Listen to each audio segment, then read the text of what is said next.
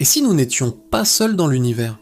C'est une question qui hante l'humanité depuis des siècles. Depuis des décennies, les astronomes scrutent le ciel, non pas à la recherche de soucoupes volantes, mais de mondes semblables aux nôtres. Des mondes capables d'abriter de l'eau, une atmosphère et peut-être, qui sait, la vie. Aujourd'hui, je vous emmène dans un voyage extraordinaire à travers les étoiles, à la découverte des planètes les plus fascinantes, les plus mystérieuses, celles qui ressemblent tellement à la Terre qu'elles pourraient bien abriter quelque chose d'extraordinaire. Accrochez-vous, le décollage est imminent. Notre premier arrêt se situe juste à côté, à l'échelle cosmique bien sûr. Bienvenue sur Proxima b, notre plus proche voisine extrasolaire, à seulement 4,2 années-lumière. Imaginez une planète de taille très similaire à la Terre, orbitant autour de son étoile, Proxima Centauri. Le plus incroyable, c'est qu'elle se trouve dans ce qu'on appelle la zone habitable. C'est la distance parfaite par rapport à son étoile. Ni trop chaude, ni trop froide, où l'eau pourrait exister à l'état liquide à sa surface. Et l'eau liquide, c'est l'ingrédient numéro 1 pour la vie telle que nous la connaissons. Mais attention, Proxima b n'est pas un paradis de carte postale. Son étoile, une naine rouge, est beaucoup plus instable que notre Soleil. Elle bombarde la planète de violentes éruptions solaires, des tempêtes de radiation des milliers de fois plus puissantes que celles que nous connaissons.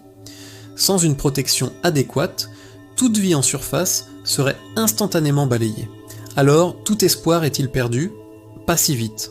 Les scientifiques ont une hypothèse fascinante. Si Proxima b possède un champ magnétique puissant, comme la Terre, il pourrait dévier ses radiations mortelles. Mieux encore, la vie aurait pu se développer à l'abri, sous la surface, ou dans les profondeurs d'un océan protégé. En conclusion, Proxima b est une voisine prometteuse, mais au caractère extrême. C'est un monde de contraste, un parfait exemple de la complexité de la recherche de la vie ailleurs. Changeons de système stellaire pour notre deuxième candidate et préparez-vous car elle est exceptionnelle.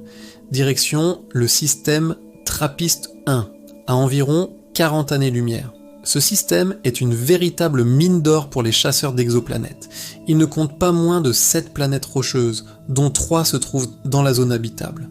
Mais parmi elles, il y a une superstar, la planète qui fait rêver tous les astrobiologistes, TRAPPIST-1. Pourquoi ? Parce qu'elle coche presque toutes les cases. Sa taille est quasiment identique à celle de la Terre. Sa température de surface est idéale, permettant à de l'eau de rester stable. Les modèles suggèrent qu'elle pourrait avoir une atmosphère dense et qu'elle est bien un monde rocheux. Quand on regarde son profil, TRAPPIST-1 ressemble étrangement à ce que pouvait être la Terre dans sa jeunesse. C'est pour cette raison qu'elle est considérée comme l'un des meilleurs candidats actuels pour la recherche de vie microbienne. Si des bactéries existent sur une autre planète, il y a de fortes chances qu'elles prospèrent sur un monde comme celui-ci. Continuons notre périple vers une planète qui incarne l'ingrédient essentiel à la vie, l'eau.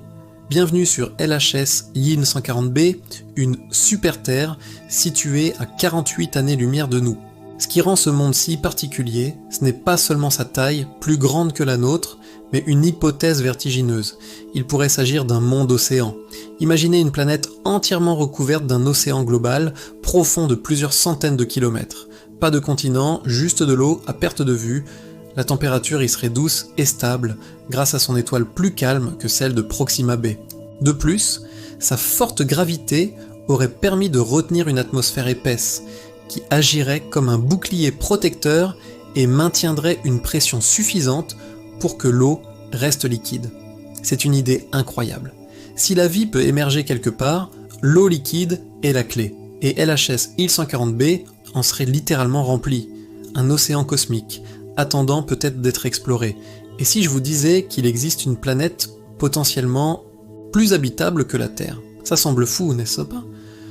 Pourtant, c'est ce que les scientifiques pensent de Kepler 442b. Cette exoplanète est environ 30% plus grande que la Terre, ce qui lui confère une gravité légèrement supérieure, idéale pour retenir une atmosphère riche, mais son plus grand atout, c'est sa stabilité. Elle orbite dans la zone habitable de son étoile depuis des milliards d'années, offrant une fenêtre de temps immense pour que la vie puisse non seulement apparaître, mais aussi évoluer. Selon plusieurs modèles qui prennent en compte la quantité de lumière reçue, la température, la gravité et la nature de son étoile, Kepler 442b obtient un score d'habitabilité supérieur à celui de notre propre planète, c'est ce qu'on appelle une superhabitable. C'est l'un des meilleurs jumeaux de la Terre jamais découverts. Un monde qui sur le papier offre des conditions encore plus propices à une biosphère riche et diversifiée que la nôtre. Une Terre 2.0 en quelque sorte.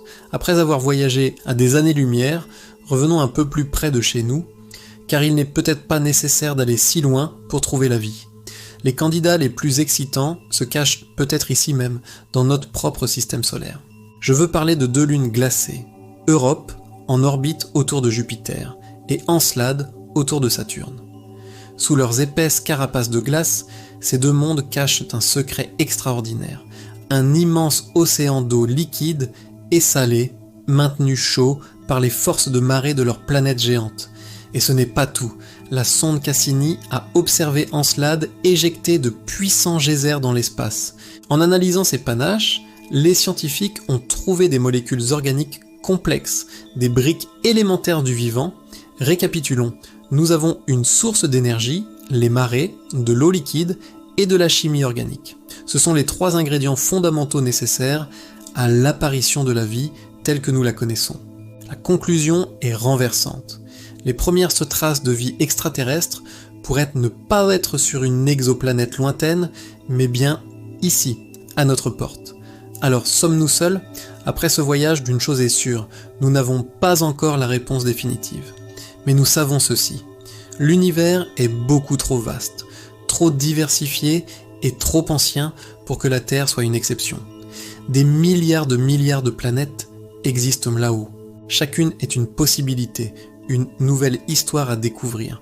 La question n'est peut-être plus « la vie existe-t-elle ailleurs ?» et la véritable question est désormais « où la trouverons-nous en premier ?» Et cette quête ne fait que commencer. Merci d'avoir voyagé avec moi à travers les étoiles.